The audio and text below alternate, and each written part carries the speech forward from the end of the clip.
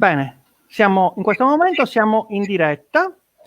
Buonasera a tutti, benvenuti a questa serata Onebu, una serata che inaugura la stagione 2021, quindi è la prima serata che facciamo per quest'anno.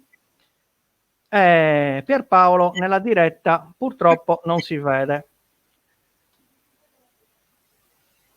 Allora, Pierpaolo, stiamo partendo dal mio computer, quindi ho notato che purtroppo il tuo volto non si vede. Quindi io direi che possiamo fare una cosa. Allora, facciamo così. Intanto saluto tutti. Faccio partire le slide. Ok, in modo che possano vederle tutti. Allora, purtroppo avviso subito per questa diretta, abbiamo avuto un problema di video con Pierpaolo, in cui sostanzialmente noi possiamo sentirlo, però purtroppo non possiamo vederlo. Quindi mi dispiace, l'unica cosa che mancherà in questa serata. Allora, io qui la vedo, Rita. Vieni un attimo, abbiamo un attimino un problema tecnico, tanto lo risolviamo nel giro di 5 minuti. Allora, vediamo qua.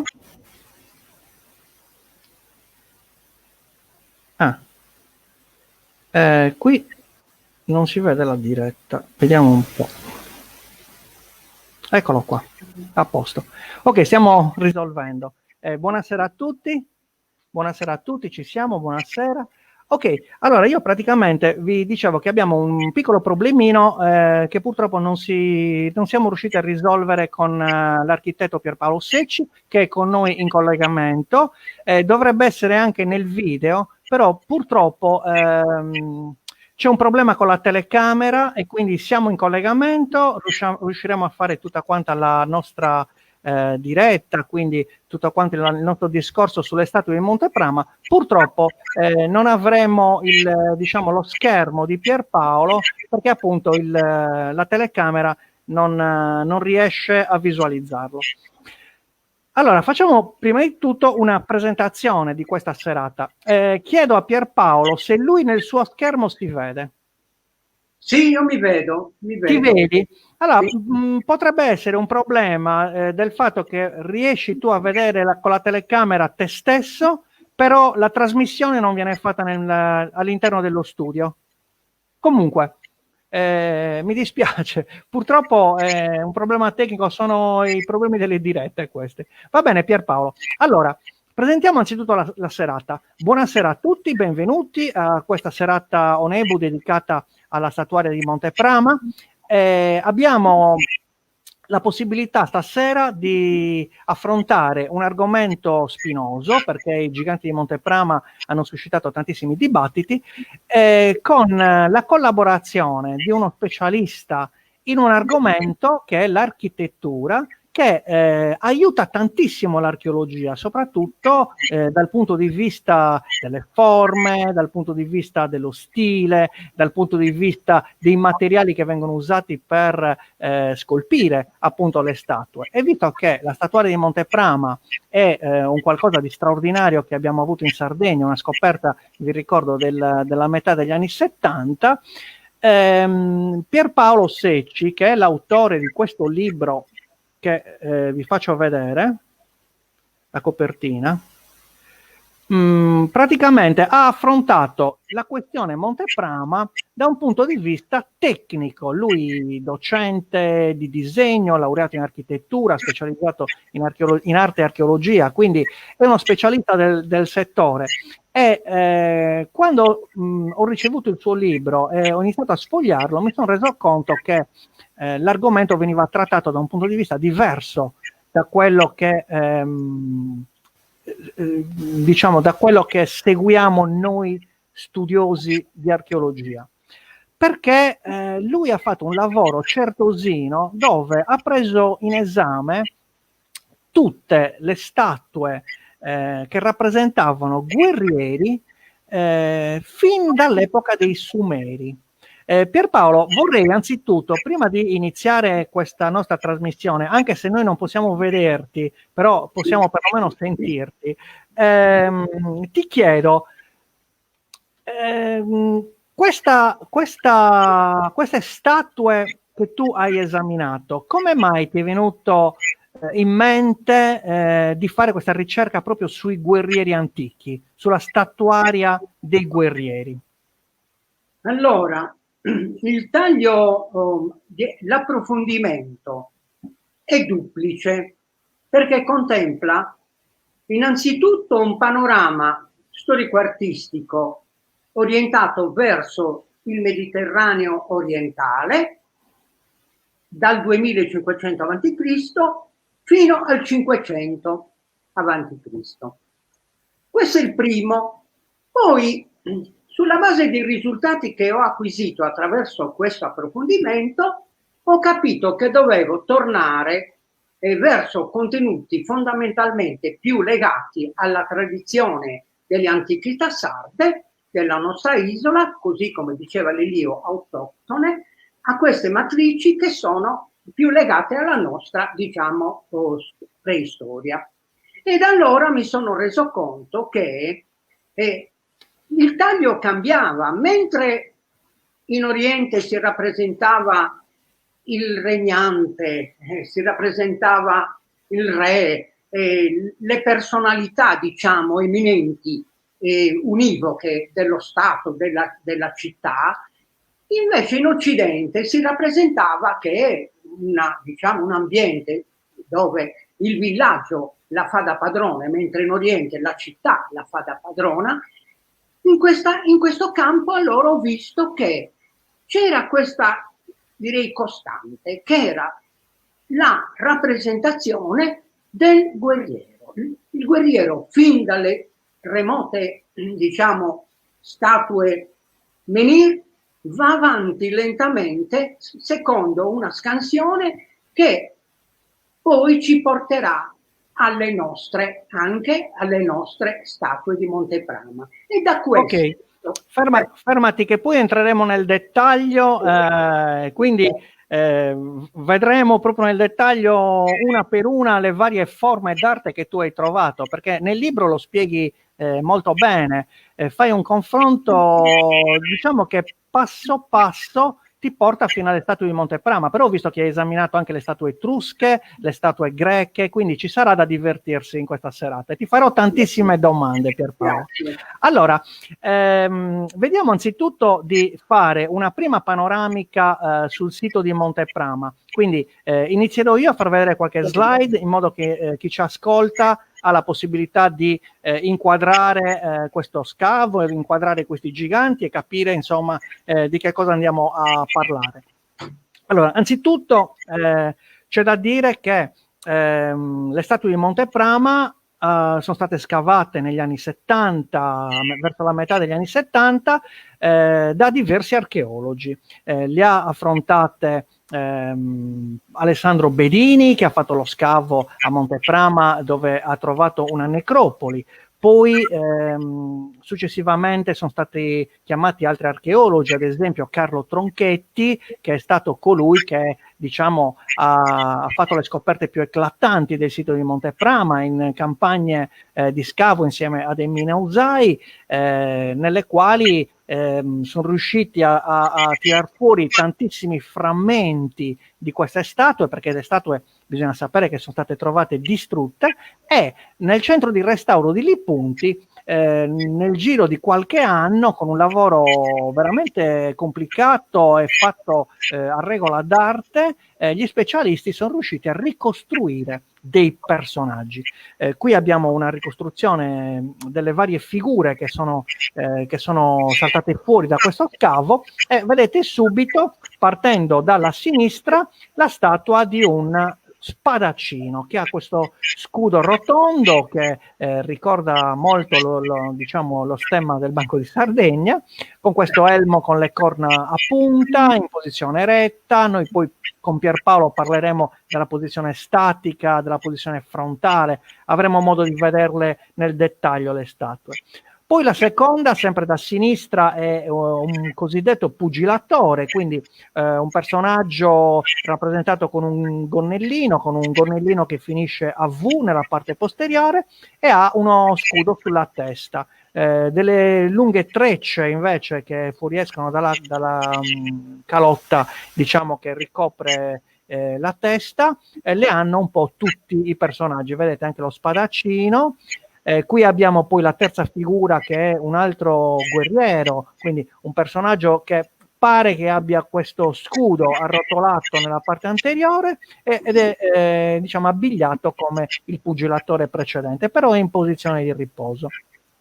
Mentre l'ultimo, quello all'estrema destra, diciamo, è un arciere, sempre con le corna a punta, ha una pettorina, poi lo vedremo nel dettaglio, e diciamo impugna sempre in posizione di riposo un arco e presenta la mano con un saluto, la mano verso la parte di davanti. Due parole per raccontare il sito, diciamo, di Lippunti, questo centro di restauro, dove sono confluiti questi 5.300 pezzi che diciamo hanno costituito un mosaico, un puzzle da ricostruire. Hanno lavorato tantissime persone a questa ricostruzione, si sono addirittura fatti le ossa e sono diventati specialisti che adesso sono richiesti in tutta Europa. Vedete, questi sono i banconi dove venivano messe le pietre, che venivano portate, smistate in mani, piedi, teste, busti. E questa immagine invece ci mostra la ricostruzione della necropoli, un disegno che è stato pubblicato in un libro del 2014, Giganti di pietra, dove sostanzialmente c'è questa ricostruzione,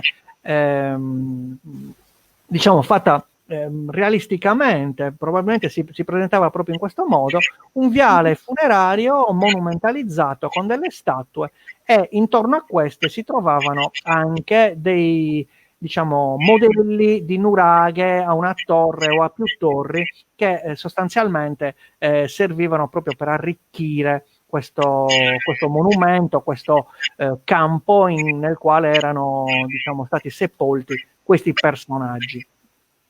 C'è da dire che la ricostruzione delle statue è stato un lavoro titanico, ma anche la ricostruzione delle vicende è un lavoro che ancora oggi impegna tantissimo gli studiosi, perché l'interpretazione di questi personaggi segue diverse teorie. Ancora dobbiamo valutare se si tratta di personaggi delle elite sarde che sono sepolti lì, quindi una rievocazione diciamo, dei personaggi che effettivamente sono stati sepolti, oppure sono degli eroi ai quali ci si ispirava, degli eroi divinizzati che diciamo nei quali la comunità si riconosceva, e quindi li ha scolpiti in questa maniera per mostrare le proprie virtù guerriere. Oppure ancora sono dei guardiani della necropoli, perché alcune teorie, visto che hanno questi occhi rotondi, un pochettino misteriosi, un pochettino magici, qualcuno ha avanzato l'ipotesi che fossero degli occhi per sorvegliare il sonno dei defunti.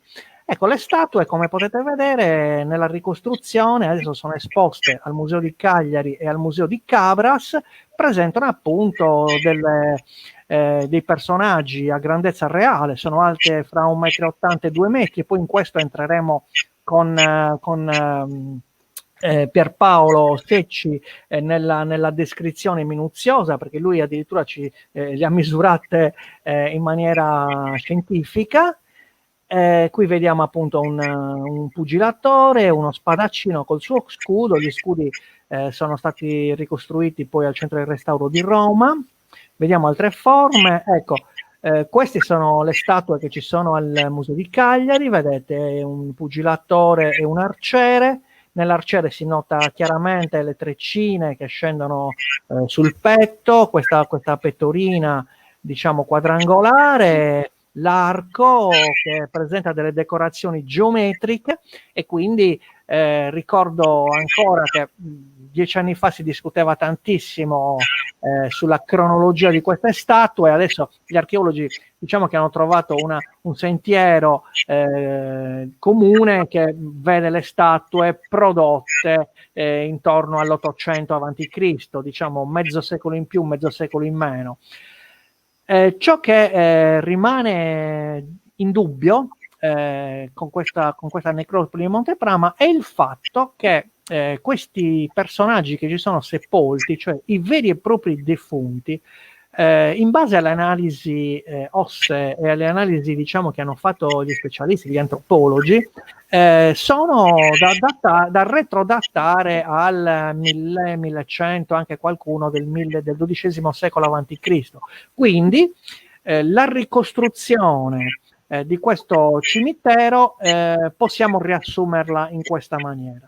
Ci sono dei defunti che vengono sepolti con le tecniche di sepoltura a pozzetto, quindi dei pozzetti che vengono, degli ipogei che vengono realizzati, sono di diciamo 70-80 centimetri quadrangolari, profondi meno di 1 metro, in cui il defunto viene infilato dentro.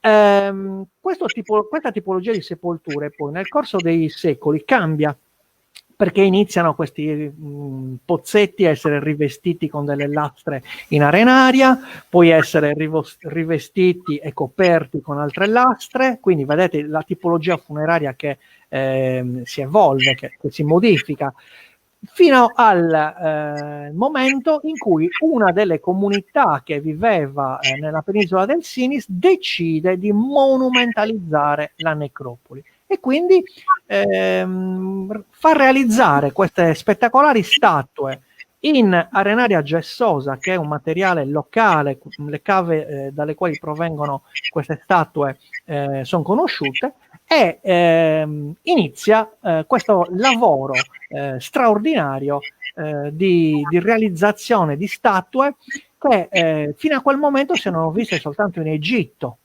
Quindi diciamo che la statuaria sarda precede, è vero, quella greca, precede quella etrusca ed è anche molto più raffinata. In Occidente non si vedeva nulla del genere, e quindi vedremo appunto stasera con l'aiuto di uno specialista che è appunto Pierpaolo come è stato possibile arrivare a realizzare queste statue. In questa vi faccio vedere, già che stiamo vedendo insomma la statua più bella fra quelle di Monteprama, vedete, questa è esposta al Museo di Cagliari, e si nota questa rifinita stola nella quale si vedono addirittura, notate, le frange verticali, quindi un bassissimo rilievo che mostra appunto il grado di rifinitura. Vediamo le ultime foto, sono i modelli di Nuraghi. Queste ragazze sono fra le restauratrici, erano 5.300 pezzi, ma gli scavi quando continueranno vedremo che tireranno fuori tantissimo altro materiale. E ecco, loro hanno ricostruito, vedete, dei personaggi che sono assimilabili ai bronzetti. La bronzistica è sostanzialmente contemporanea alle statue di Monteprama, le precede di un secolo circa, quindi siamo lì, i bronzetti sono del 900 a.C., quindi siamo lì. La statuaria magari ha preso a modello la bronzistica per monumentalizzare appunto una necropoli. Se voi andate al museo, effettivamente trovate i bronzetti posizionati vicino alle grandi statue, proprio perché vedete che i personaggi rappresentati sono proprio quelli. L'ultima immagine vi fa vedere gli scavi del 2014 condotti da Momo Zucca, conosciutissimo archeologo specialista che farà parte, il mese prossimo lo ospiteremo in una delle nostre dirette, e vedete questa necropoli con queste lastre in arenaria che vanno a ricoprire appunto i sepolcri. Sono delle lastre sopra le quali verosimilmente c'erano le statue, e qui vedete ancora una delle statue, una delle ultime, portata alla luce a Monteprama, nel periodo in cui si lavorava anche col Georadar di Gaetano Ranieri, quindi in associazione il Georadar di Ranieri e gli archeologi che hanno lavorato sono riusciti insomma a intrecciare le loro competenze e a trovare appunto queste statue. Ecco, in questo momento io diciamo mi taccio per fare un'intervista a chi ha più competenze di me sulla statuaria. Pierpaolo, allora io ho fatto, ci sei, vero Pierpaolo? Sì, ci sono. Sì. Benissimo. Allora, io ho fatto una panoramica di alcune immagini che ho tratto dal tuo libro, nel quale ho trovato tantissime statue e quindi ti chiedo, descrivici anzitutto il lavoro che hai fatto, il tuo libro, quindi come è iniziata la tua passione per le statue di Monteprama, come è andata avanti e perché hai scelto queste immagini. Questi sono guerrieri sumeri, presumo. Queste sono praticamente dei regnanti dell'arte assira.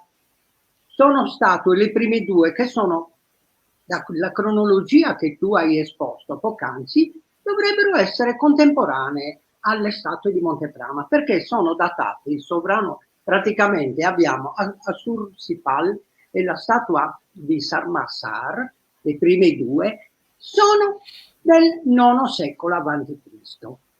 Allora, subito dobbiamo vedere una grande differenza fra queste e le nostre statue, perché queste, come vedi, sono impostate in maniera monolitica, praticamente c'è il sistema che io definisco a livello storico-artistico colonnare della statua, cioè c'è questa monovolume, le figure sono molto espressive sul volto perché erano dei sovrani piuttosto rigorosi e severi, nonostante ambedue ebbero il modo di dare molta libertà alle arti durante il loro regno. Tant'è vero, la spada in una mano e lo scettro nell'altra, quindi sta a testimoniare il duplice aspetto di queste personalità. Vedete che però non vi è praticamente articolazione nella statua. La statua, le braccia sono succinte, sono unite al tronco, perché lo scultore praticamente ha voluto, diciamo, non affrontare in maniera plastica e in maniera, diciamo, distribuita le varie parti del corpo, ma le ha lasciate così, forse anche per contemplare un certo rituale che doveva assolvere appunto a quello che era l'instrumentum regni. La figura doveva avere, diciamo, un impatto rilevante nei confronti di chi la osservava. Però già da questo vediamo che le nostre statue hanno una impostazione, diciamo, scultorea diversa da queste. Queste, sotto il profilo del modellato e la trattazione delle superfici, sono abbastanza ricercate. Vedete che vi sono anche i particolari che hanno un certo rilievo, ma direi che però il fatto è il verticalismo spiccato, il frontalismo spiccato e la staticità la fanno da padrona. Ecco Pierpaolo, ti fermo un attimo, quindi ripeti un attimo queste tre caratteristiche. Abbiamo detto la staticità. No, iniziamo appunto verticalismo, va bene? Sì. Che praticamente lo possiamo, per chiarire meglio a chi ci ascolta, il verticalismo che in effetti è un carattere che molti critici d'arte lo hanno definito un po' condizionante, ma in arte non dobbiamo fare una critica severa. Quindi il verticalismo che è l'antitesi dell'articolazione, mentre il frontalismo è relazionato all'esposizione della statua, cioè proprio per una questione, diciamo, devozionale, la statua doveva assumere questo frontalismo spiccato. Il fedele la doveva osservare sul di fronte, non poteva girargli intorno o andargli di lato, e quindi il verticalismo è in antitesi alla tridimensione, al coinvolgimento dello spazio intorno alla statua. Perfetto. La staticità invece è l'antitesi del movimento. Le statue di Monteprama in effetti possono essere viste anche di scorcio, lateralmente, non solo frontalmente come queste che stiamo vedendo adesso. Quindi mi viene da pensare, Pierpaolo, che magari mentre queste statue che stiamo vedendo erano posizionate, diciamo, con un tempio alle spalle, con insomma, facevano parte, era, diciamo, come se fossero due colonne davanti a un tempio, invece le statue di Monteprama possono essere osservate anche di fianco, cioè ci si può quasi girare intorno, giusto? Ho capito bene?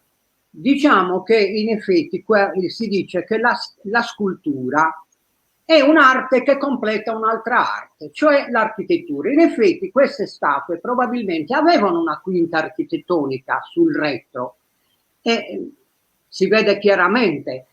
Mentre le statue di Monteprama, così come sono state ricostruite lungo questa via, diciamo questo percorso, chiamiamolo via sacra come vogliamo definirla, potevano essere viste sia frontalmente che di scorcio, nel movimento, nel percorso, come tu hai detto prima, hai fatto vedere l'immagine dell'Eron, ecco, lungo quel percorso, ecco, la statua poteva dare risultati, diciamo, suggestivi e stimolanti anche vista di scorcio, quindi in diagonale. Grazie. Ascolta, invece questo faraone Akhenaton allora, che abbiamo sulla destra? Allora, invece questa, la fine del 1350, intorno a quel periodo, è praticamente una statua che deriva da una corrente. Allora, noi facciamo un quadro e diciamo che dal 2005 al 500 a.C. il rigorismo formale geometrico l'ha fatta da padrone, con due varianti che hanno disatteso questo rigore. Sono quello della arte di Creta, quindi la minoica dei palazzi, e poi l'arte di Amarna, un periodo dell'arte egizia. Noi mondialmente conosciamo il volto di Nefertiti, quella è l'opera esemplare, possiamo dire, che testimonia questo periodo in cui anche una nota di naturalismo e anche un virtuosismo di libertà da parte dello scultore veniva concesso, mentre nelle due che ho detto precedente lo scultore doveva ubbidire rigorosamente a quello che era il rituale. Allora, vediamo di andare avanti di... Ecco qua. Qui abbiamo invece una serie di statue che rappresentano comunque dei personaggi con delle armi. Ci vuoi dire due parole su queste statue? Allora, sono le stele, queste sono le statue, sono le stele della Lunigiana, la seconda, la terza e la quarta, e la prima in effetti è una statua menhir della Corsica. Queste in effetti sono la prima forma scultorea, possiamo dire, che interpreta dal vecchio aniconico a noi noto, vero? Ecco una prima forma di rappresentazione scultorea. Quella del centro, quella appunto che vedete, la terza, è la più antica. Le fa seguito quella di destra, che ha anche il profilo del collo, vedete, delineato che si stacca dalle spalle, invece è questa, il filetto, e ancora più perché vedete che si cerca di dare definizione anche alla testa così in maniera naturale e a quelli che sono anche altri elementi come le gambe, vedete c'è anche un certo costume, un certo armamento distribuito. Ecco, noi in Sardegna, lo farai vedere più avanti, abbiamo le stele del Sarcidano, le statue menhir del Sarcidano che completano questo quadro. In effetti sono l'anticipazione di quello che era il messaggio del guerriero occidentale. Queste statue menhir e queste stele le possiamo considerare in questi termini. Quindi diametralmente opposta alla vocazione rispetto alle statue che abbiamo visto precedentemente. Perfetto. Grazie Pierpaolo. Andiamo ancora avanti con questi altri personaggi che sono insomma abbastanza noti. Allora, questa è un'altra statua, diciamo, possiamo dire, importante che sta al Louvre, questa del Gudea, vedete, anche questa. Quella di sinistra, intendi, dove c'è l'acqua che sgorga dal vaso, no? Sì, di sinistra, che è diciamo intorno al, questa qua è intorno al 2000 avanti Cristo. Immaginate quale raffinatezza la scultura, ecco perché molte volte non bisogna ascoltare le voci di popolo che dicono le statue di Monteprama costituiscono il primo esempio. Ci sono delle statue egizie come quelle appunto di Micerino, che pur essendo del 2000 sono eccezionali. Anche questa, vedete, questa di Gudea è interessantissima nella distribuzione delle forme, nella trattazione del modellato, nei particolari, però guardate, lo scultore ha dovuto anche attenersi a quello schema bilanciato per cui vedete che i piedi sono compresi nel tronco statuario, non c'è il tentativo di liberarsi nello spazio, di avere, diciamo, un equilibrio autonomo della statua, come invece riscontreremo nelle nostre di Monteprama. La seconda, appunto, è una statuina piccola che ci fa capire anche quali potrebbero essere le possibilità estetiche di una statua più grande e appartiene appunto all'arte egea. Vedete che questa è più naturale, più diciamo rispondente alla rappresentazione figurativa. Ecco, è una statua particolare perché vuole mettere in evidenza appunto il femminile, la divinità che può sia premiare e o anche castigare. Questa era una delle... Questa, scusa Pierpaolo, questa che mi stai mostrando adesso, questa al centro, è la dea dei Minoici, giusto? La dea dei serpenti. Esatto. E ha anche il seno in evidenza, forse era una dea legata alla fertilità, insomma all'allattamento, quindi anche una dea madre nutrice. Sì, probabilmente appunto le sue dimensioni sono contenute intorno ai 38 centimetri. È una figura femminile di derivazione matriarcale, legata al concetto della fertilità della vita, di cui sono testimonianze significative appunto anatomicamente i seni. Ecco, questo è uno degli aspetti. Ma la statua, vedete, in questa statuina c'è l'articolazione. Così come le nostre statuine bronze piccole e della bronzistica nuragica, qui c'è l'articolazione. Non è colonnare, non è succinta. Si rompe il verticalismo, che nonostante sia bilateralmente simmetrico, però con l'articolazione delle braccia, il movimento dei serpenti passa in secondo piano, ma il tutto tondo, vedete che la statuina si inserisce nello spazio e il frontalismo è più attenuato. Bene, invece questa che abbiamo sulla destra noto che ha le braccia incrociate. Sì, è quella che abbiamo visto qui, praticamente sempre dello stile di Amarna, Akhenaton. Vede, l'articolazione in questo caso è data dalle braccia incrociate. Ecco. Ma gli egizi molte volte usavano il tutore, cioè accorpavano la statua ad un elemento strutturale affinché rimanesse in equilibrio, affinché potesse essere stabilmente posizionata davanti a qualche appunto monumento. Andiamo ancora avanti, vediamo ancora qualche statua prima di affrontare proprio quelle di Monteprama.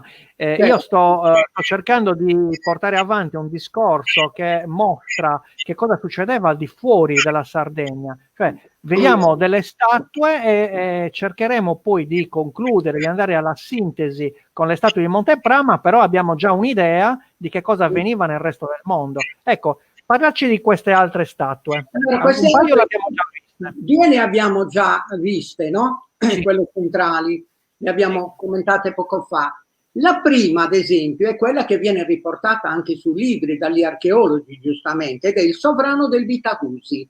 Mi sembra di averlo visto nel libro di Bedini. Esatto, certamente.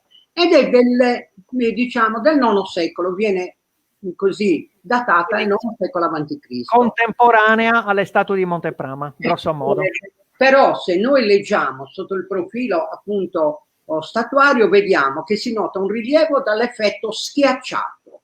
Vedete che tutto è risolto in un piano così schiacciato che esprime tutti e tre i caratteri che ho detto precedentemente, verticalismo, frontalismo e staticità, ci sono tutti. Oltre a questo c'è anche il tuttore posteriore, vedete che il piedistallo diventa elemento strutturale per mantenere la statua a sé stante, equilibrata. Quindi anche qui lo scultore non ha voluto sfidare, diciamo, la tridimensionalità, ma si è mantenuto abbastanza bidimensionalmente, mentre noi sappiamo che le statue di Monteprama sotto questo profilo sono svincolate da questi elementi, diciamo, rigorosi.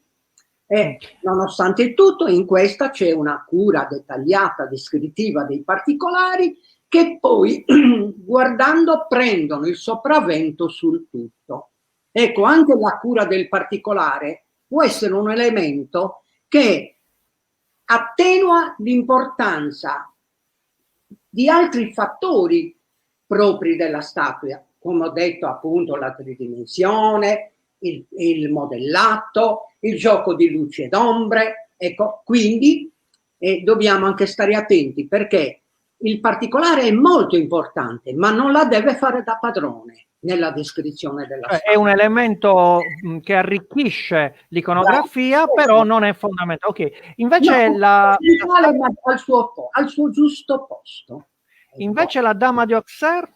Allora, la Dama di Auxerre, che è praticamente un arcaismo dedalico, possiamo dire del periodo arcaico, ecco, dell'arte greca, ed è stata datata nel VII secolo, quindi dopo le statue di Monteprama.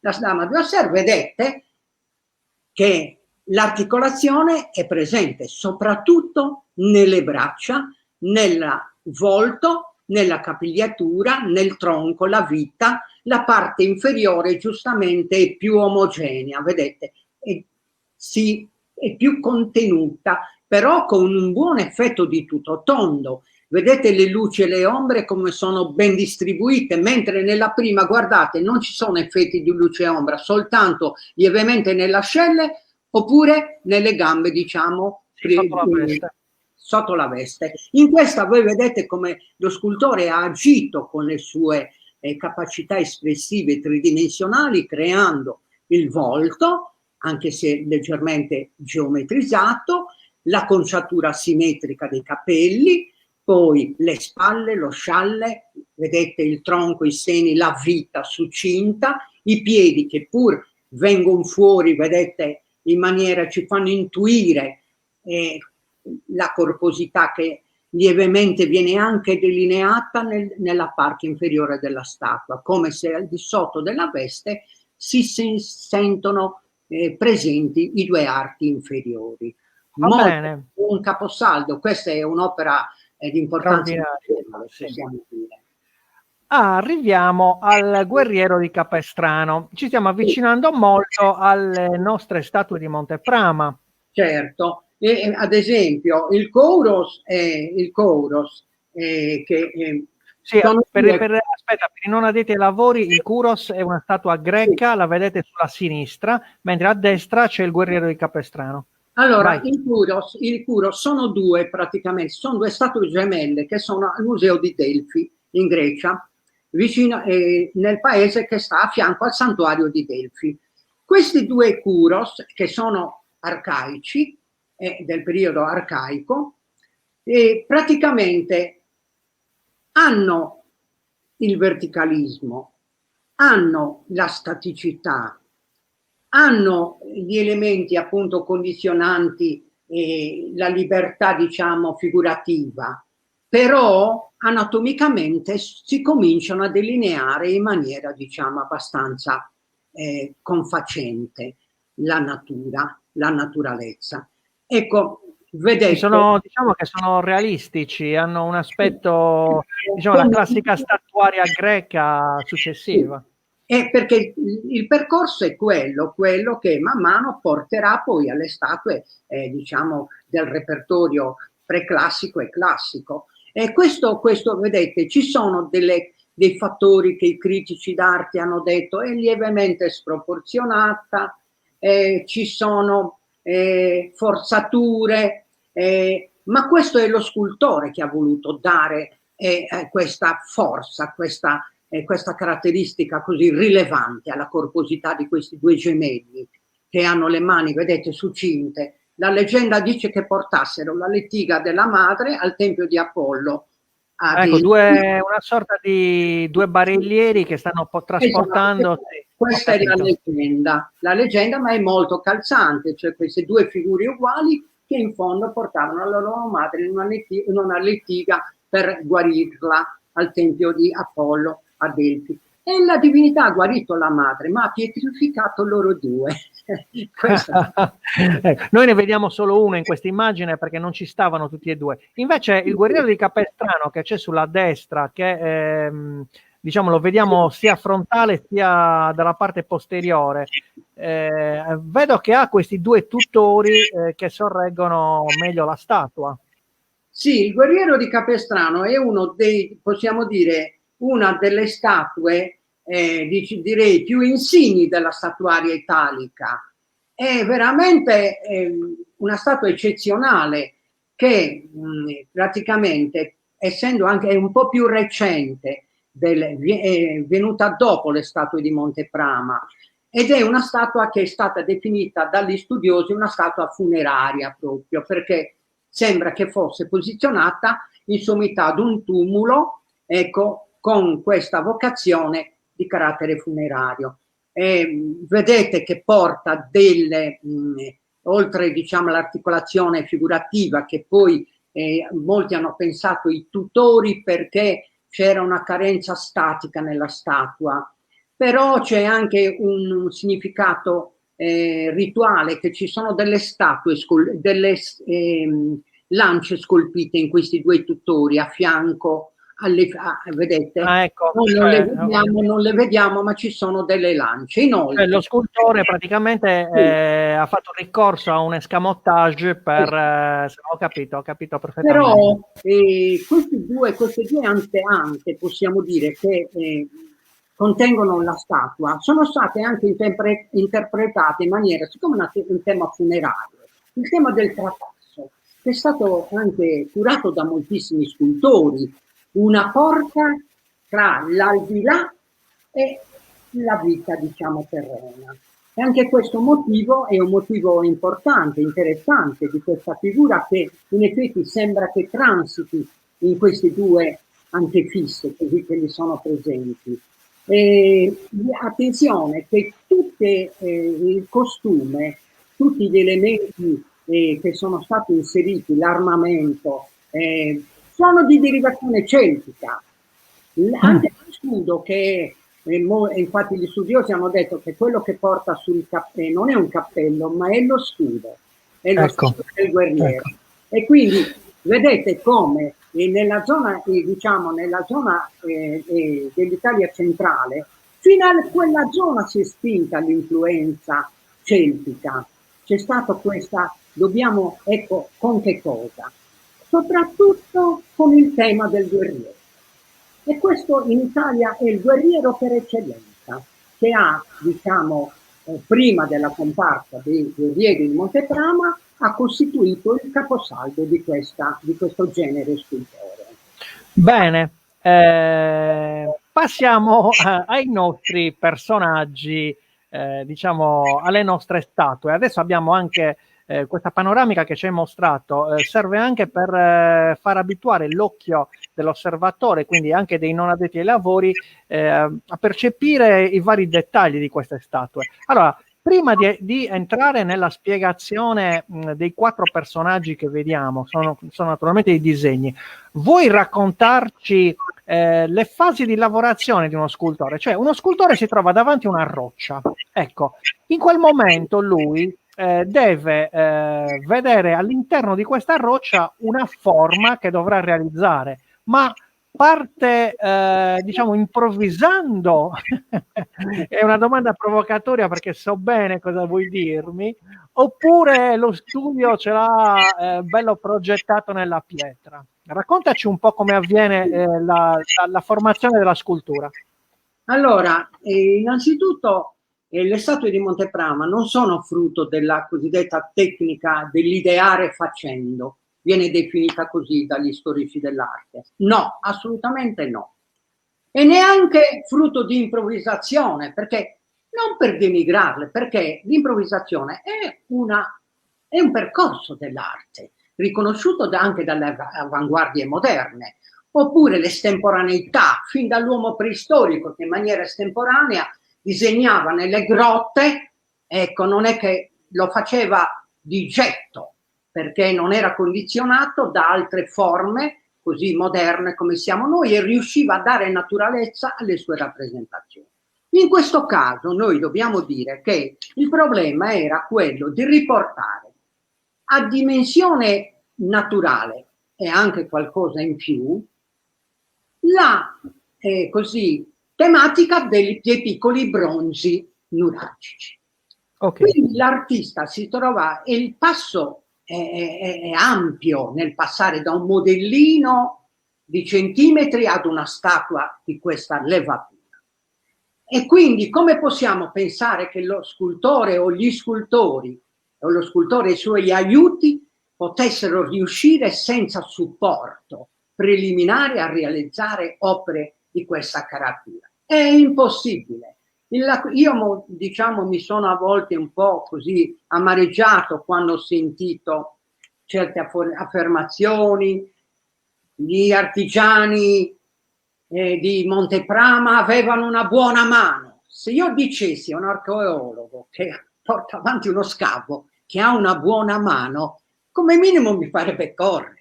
Cioè, il problema è che non è il fatto, molti hanno relegato la scultura in un'attività fondamentalmente manuale. No, bisogna ridare dignità a questa forma espressiva dell'arte, che pittura, scultura e architettura sono le tre forme, diciamo, più alte dell'espressione artistica. Per cui noi, col nostro discorso, con questa nostra presentazione, dobbiamo ridarle dignità. Non possiamo parlare che sono sproporzionate, oppure ecco, si presentano lievemente goffe, tutti fattori che dobbiamo mettere da parte, perché ecco, a priori era quello che stai mostrando.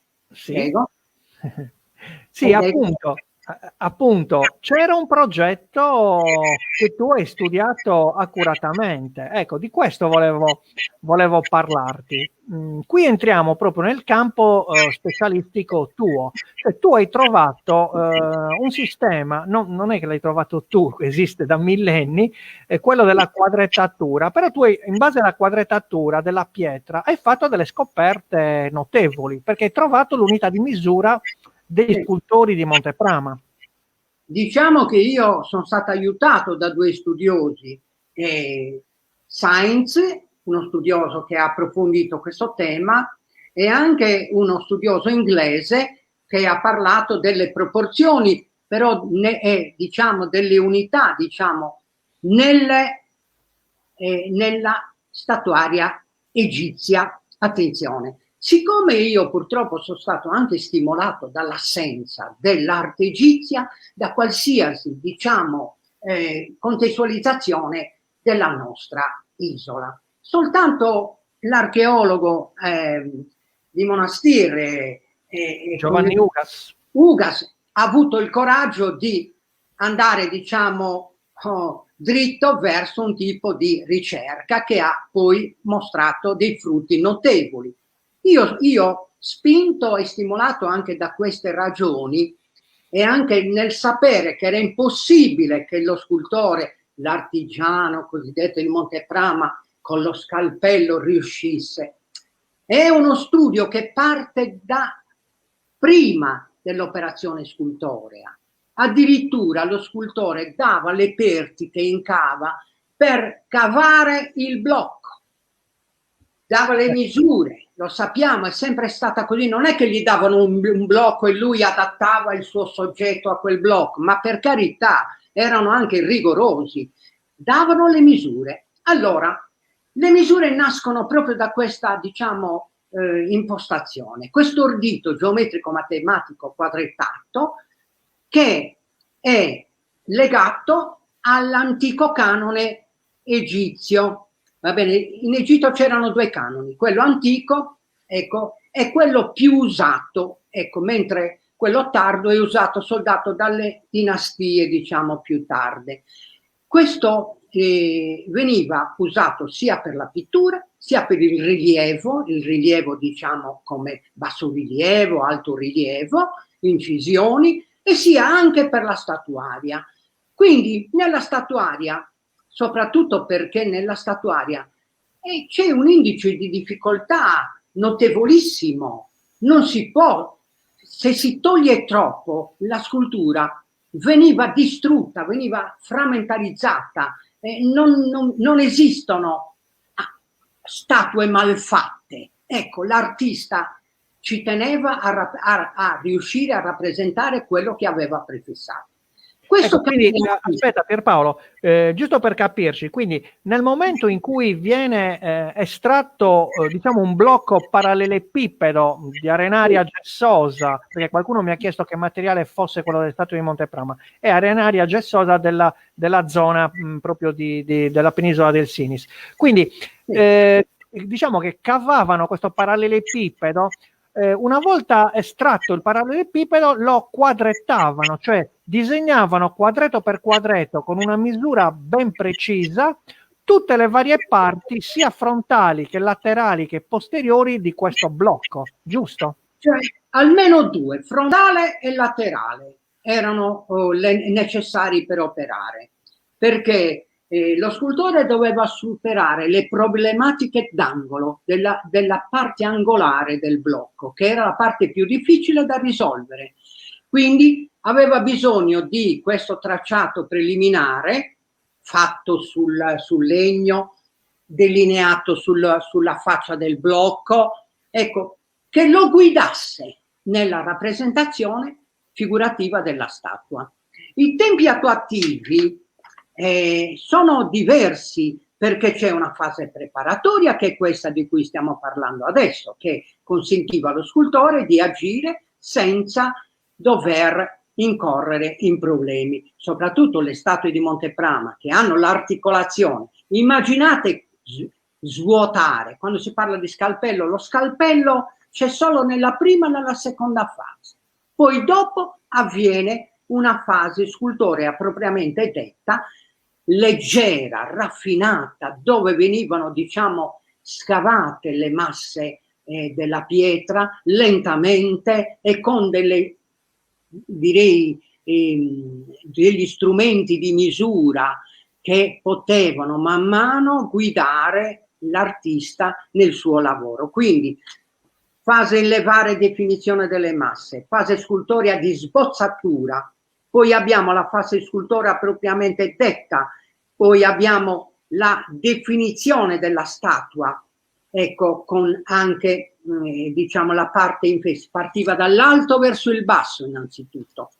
Ecco, poi abbiamo anche la finitura della statua, quelle che appunto dove ci sono anche i particolari, il delineare gli elementi, diciamo, del costume, che noi abbiamo visto formano un tutt'uno con la massa corporea, non sono fortemente in rilievo questi elementi. Hai fatto vedere tu anche il drappo, vero, del guerriero. Ecco. Sì, l'ho messo qua, adesso ho rimesso la fotografia dei guerrieri.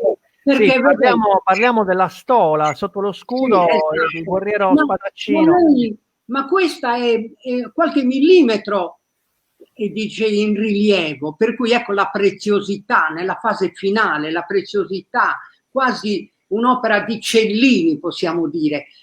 Ho nominato per dire la cura dei particolari e la cura degli elementi costitutivi fatta con strumenti diciamo molto direi leggeri e anche specialistici, ecco, per la esecuzione di questi motivi particolari che abbiamo detto. Quindi la realizzazione è divisa in fasi. Volevo fare soltanto una piccola precisazione. Qualcuno ha detto le statue non sanno i piedi, il piedistallo veniva lavorato alla fine nella, diciamo, volontà di voler stabilire qual era il piedistallo sufficiente per mantenere l'equilibrio. Veniva ridotto pian piano, gradualmente, addirittura si pensa che lo si facesse anche in sito, quindi piedistallo è la sua base, controbase diciamo particolare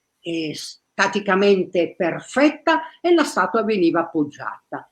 Poi veniva ridotto il piedistallo del tanto che lo scultore aveva già verificato per poter mantenere l'equilibrio statico. Qualcuno ha detto che le statue non sono mai state messe in piedi perché non si reggevano, ma uno scultore fa un lavoro di mesi per poi non aver pensato all'asse, diciamo, baricentrico portante di questa massa scultorea. È impossibile.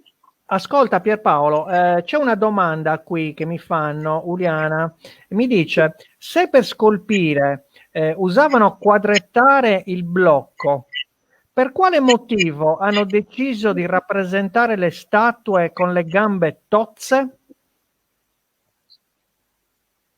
Ma io queste, diciamo che queste gambe tozze non lo direi, le gambe sono lievemente sovradimensionate per un, diciamo, motivo di carattere portante. Vedete, noi nelle statue di Monteprama abbiamo le statue lievemente divaricate, non come nella statuaria egizia, una in avanti e una indietro, no. Poi non c'è tutore strutturale delle statue, quindi lo scultore, le gambe dovevano essere abbastanza possenti, diciamo, ma non così come molti le definiscono. No, sono strutturalmente, diciamo, abbastanza Poderose.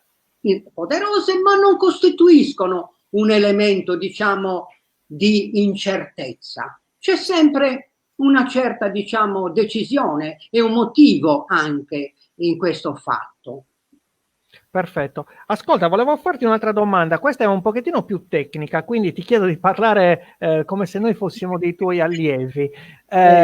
Allora, la quadrettatura, tu hai parlato di canone antico. Allora, questa quadrettatura, volevo sapere, i vari popoli penso, che hanno elaborato delle statue, penso alla Siria, penso alla Grecia, agli egizi stessi, avevano delle differenze della dimensione del quadretto?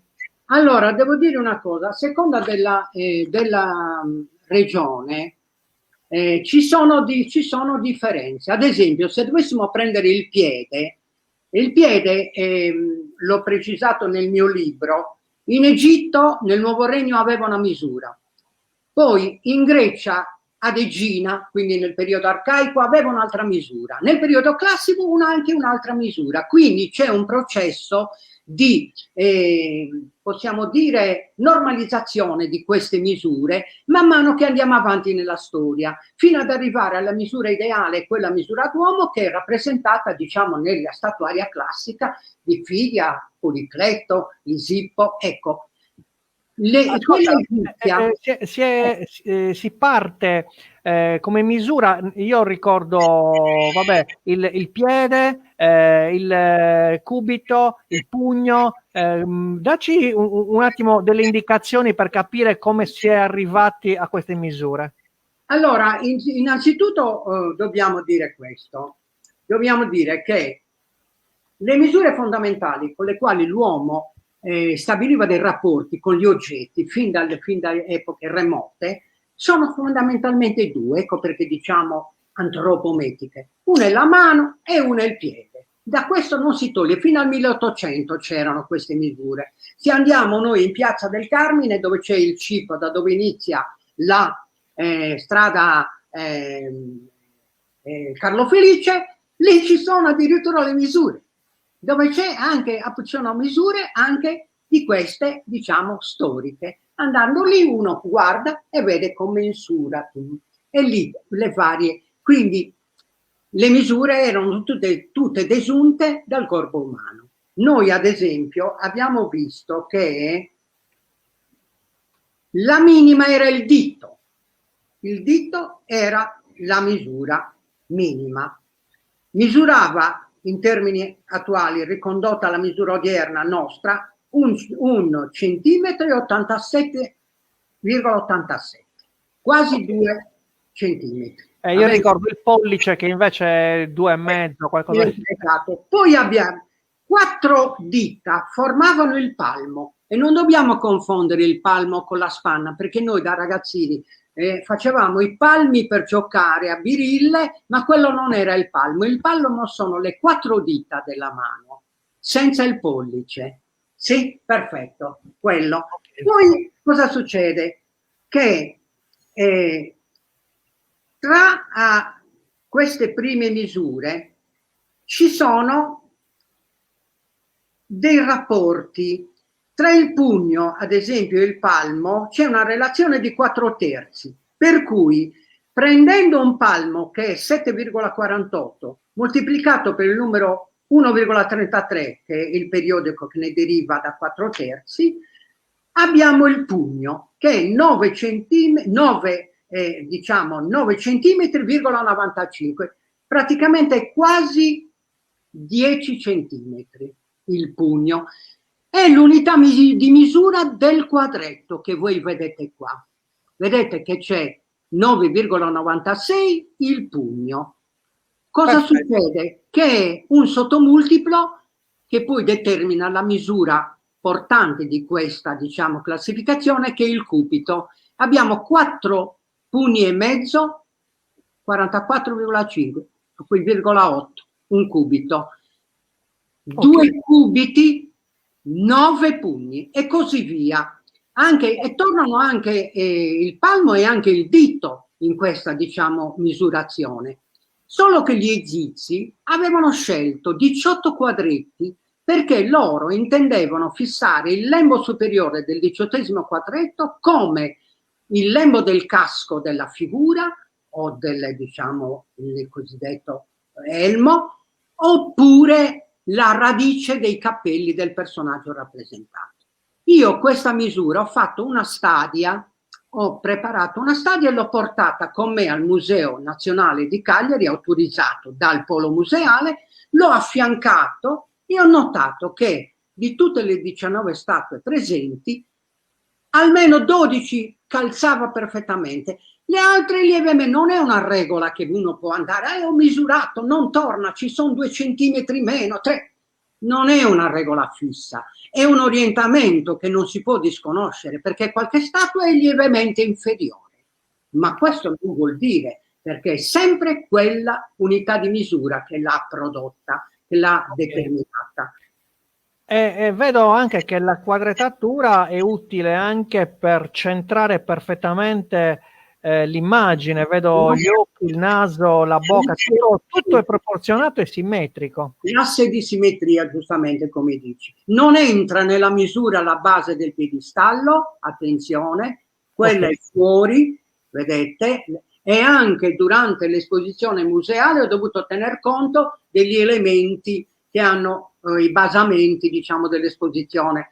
Ma devo dire che quella di Cagliari è veramente magistrale, l'esposizione, perché gli specialisti hanno tenuto conto di tutti questi fattori che appunto noi stiamo trattando. Certo, non sono andati a misurare, perché purtroppo in Sardegna non si è mai approfondita notevolmente, da parte anche un po' degli archeologi, quella che era l'arte egizia, che in effetti è fondamentale, secondo me. Non possiamo disconoscerla, perché l'arte egizia poi determinerà, assieme all'arte orientale e all'arte egea, l'arte greca. Quindi c'è anche lì l'arte italica. Gli etruschi hanno 2 componenti, cioè una italica e una greca, ma quella greca possiede anche quella percentuale egizia. Quindi dobbiamo dire, io da storico dell'arte ho fatto questo approfondimento perché ho visto il buco che era presente, e poi fortunatamente ne è venuto fuori questo, diciamo, questa verifica e questo sistema di misure che calza, e in effetti mi ha dato ragione. Sì, ma in effetti io leggendo il testo che tu hai prodotto, questo testo alle statue di Monteprama, diciamo che ho trovato tantissimi spunti che mi hanno sorpreso, perché è una ricerca fatta seguendo un metodo totalmente diverso, che però ci riporta a questo legame fra Sardegna ed Egitto, che è fortissimo, perché solo noi e loro usavamo questa misura di 9,90, questa quadrettatura 18, perché poi c'è anche un cubito reale che usavano per i monumenti, che è quadrettatura 20 o 22, insomma adesso non ricordo quanto avevi scritto. Il cubito, scusa, ti volevo precisare perché hai detto bene, il cubito reale veniva usato in architettura perché in Egitto si costruiva sempre in nome del re, cioè del faraone.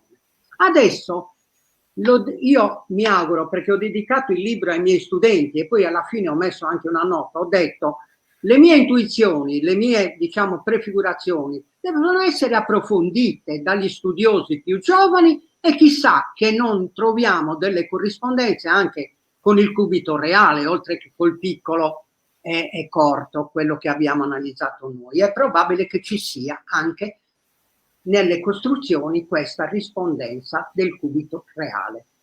Ok, ascolta, io approfitto della tua presenza perché chiaramente, essendo tu uno specialista, mi puoi aiutare nel valutare quanto gli elementi che vengono scolpiti a rilievo, adesso in questo momento stiamo vedendo una statua menhir di quelle, diciamo, della metà dell'età del rame, che si trova al museo di Laconi. Queste figure che sono scolpite in rilievo, vedo qua praticamente un pugnale, le sopracciglia, il naso, questo disegno che c'è nel petto. Questi elementi che vengono rappresentati riconducono sempre ai guerrieri, secondo te? Io, diciamo, come ho visto anche le stelle della Lunigiana, la figura, il pugnale e la spada sono praticamente l'elemento, diciamo, distintivo della figura del guerriero, perché addirittura in Corsica c'è la cultura della spada, gli studiosi stanno approfondendo, e se noi ci pensiamo in tutte le manifestazioni, possiamo dire, gli stessi eroi, gli stessi regnanti, i cavalieri. La spada è stata forse nella storia l'arma più nobile che sia, perché era la rappresentazione della figura, ecco, di un personaggio rilevante in quelle società. Ecco, non è soltanto un'arma, a volte era anche un elemento di carattere simbolico, era qualcosa a cui, diciamo, ci si doveva anche così prostrare in un certo senso. Ecco, quindi un simbolo che è presente per dare, direi, caratura alla figura a cui fa riferimento. E questa statuaria nella quale tu hai trovato appunto questi riferimenti, ho visto che nel libro hai esplorato sia la cultura celtica, cioè tu sei arrivato a una sintesi dove hai detto, attenzione, in Oriente c'è l'Egitto, ci sono i guerrieri rappresentati dagli egizi, ci sono, va bene, i sovrani, ma non dimentichiamo la cultura celtica, cioè in Europa c'erano le rappresentazioni comunque dei guerrieri, il guerriero o la spada ha sempre avuto un certo rilievo, e tutte queste tutti questi elementi vanno a fondersi nel Mediterraneo centrale, in Corsica, in Sardegna, e continuano questa rappresentazione di guerrieri, che quindi sono i personaggi delle elite, un'elite che si vuole far rappresentare, vuole l'arma, vuole la spada. Sì, questa dobbiamo dire che il guerriero celtico inizia con il megalitismo questo discorso, ma poi si perfeziona possiamo dire, nel primo millennio, con varie culture, Glauber, l'Atene, Gola Secca, le statue di Monteprama in effetti non possono non aver tenuto conto di questo influsso culturale che è arrivato anche in Sardegna. Il megalitismo è in Sardegna. E per cui se la figura del guerriero possiamo dire che anche azzardare in un certo senso parte dal megalitismo, si crea fondamentalmente in Sardegna tramite le nostre statue e poi, così come hanno detto anche archeologi, sarà il fondamento per la diffusione nell'Europa, diciamo, occidentale. Ecco, perché l'abbiamo vista a Capestrano, l'abbiamo vista a Glauber, l'abbiamo visto in diverse rappresentazioni statuarie che hanno un fondamento celtico. La delusione è questa. Purtroppo sono arrivati non tanto i punici quanto i romani che hanno distrutto tutto, perché ci sono delle statue celtiche del VI-V secolo avanti Cristo che sono delle statue meravigliose che se quella società avesse continuato a produrre veramente avremmo avuto dei gioielli di statuaria con quel tipo di rappresentazione. Il guerriero di Capestrano ne è un esempio. Ascolta Pierpaolo, abbiamo due domande.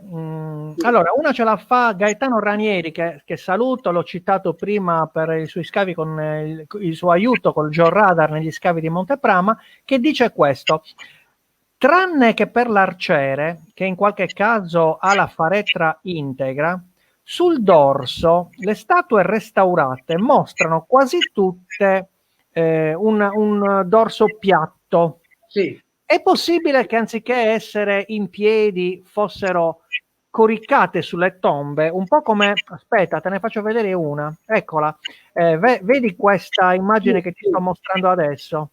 Certo. Cioè lui dice c'è il dorso piatto, è possibile che anziché in piedi fossero coricate? Io penso di no, perché io do ragione a Vitruvio e Vitruvio diceva, come ho detto anche prima, la scultura è un'arte che completa un'altra arte. Quando sono così un po' piatte sul retro, vuol dire che erano anteposte a qualche struttura architettonica, oppure erano lateralizzate rispetto a un percorso obbligato, non ci si poteva girare intorno. Quindi la visione frontale, la visione di scorcio la facevano da padrona. Il fatto stesso che abbiano trovato delle schegge di lavorazione delle statue, gli archeologi giustamente, sono le schegge di lavorazione del piedistallo, quelle. Il piedistallo veniva ridotto dalla dimensione di base del blocco alla dimensione opportuna che dava l'equilibrio alla statua, e a volte lo facevano in situ. Questo non credo che fossero messi orizzontalmente, anche se qualcuno per il guerriero di Capestrano ha detto che è probabile che quella statua di Capestrano fosse coricata in sommità al tumulo. Non siamo noi in Sardegna in presenza di tumuli, abbiamo un altro tipo, diciamo, di architettura funeraria, ecco, e quindi non calza questa rappresentazione, diciamo, in orizzontale. Perfetto. Quindi, perfetto.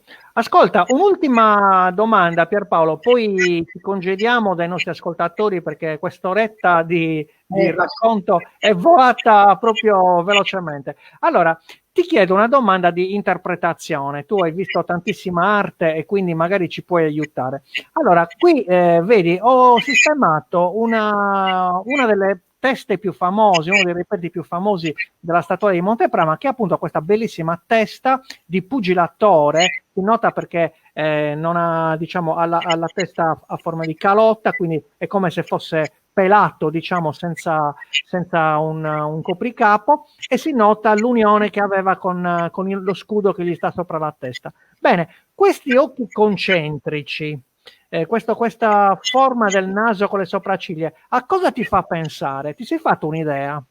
sì, io l'idea che mi sono fatto è questa, cioè sono rappresentati dei guerrieri, sono rappresentati degli eroi, delle persone che nell'antichità erano tra il livello dell'umano e il sovrumano. Un eroe, lo sappiamo dai testi omerici, era una figura che rasentava il sovrumano.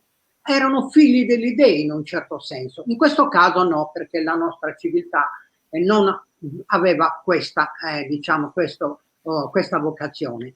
Però erano dei guerrieri, cioè erano delle figure che se le avessero rappresentate con l'occhio naturale, voi sapete che l'occhio è lo specchio dell'anima, l'occhio evidenzia se una persona è preoccupata, se sta soffrendo, se diciamo ha paura. L'occhio è la prima cosa che manifesta queste sensazioni terrene, umane. Non si confacevano alla rappresentazione di queste statue. L'eroe non doveva dare segni di paura, di dolore, di altre forme di sofferenza. Uno sguardo serafico, uno sguardo... Doveva trascendere questi fatti, ed è quindi questi occhi così rappresentati vogliono temperare proprio a questo fatto, cioè a non voler trasportare sul piano dell'umano certe sensazioni, certi elementi che avrebbero anche un po' così indebolito la portata del messaggio statuario. Pierpaolo, è stata una serata veramente piacevole. Io ti ringrazio per aver accettato l'invito. Mi dispiace che il tuo volto non si veda in questa trasmissione, peccato, ma ci sarà senz'altro occasione di risentirci. Magari organizziamo, quando riapriremo la sala conferenze, una serata in diretta col nostro pubblico, che è sempre numeroso. Allora, io ti ringrazio appunto per questa serata, ringrazio tutti per averci ascoltato e do l'appuntamento a venerdì prossimo, nel quale ospiterò in studio Giacomo Paglietti, che è responsabile, direttore, diciamo, del sito di Villanova Forru, dove c'è il nuraghe Genna Maria. Ci parlerà appunto degli scavi, ci parlerà del nuraghe. Inizieremo un percorso che durerà 3-4 mesi con una quindicina di archeologi, dove ogni venerdì, sempre alle 7 in diretta, parleremo con degli specialisti. Ognuno ci darà la sua versione della civiltà nuragica, del nuraghe, dei monumenti, ma sono i nomi più conosciuti, da Momo Zucca a Giovanni Ugas, ci sarà Gianfranco Assalis, ci sarà, adesso non li dico tutti perché potrei dimenticarne qualcuno. Vi do appuntamento a venerdì prossimo, vi saluto tutti e vi ringrazio per aver visto questa diretta. Un caro saluto. Adesso chiudiamo questa diretta, metto il mio visone in primo piano. Pierpaolo purtroppo non c'è. Grazie a tutti per questa compagnia che ci avete fatto.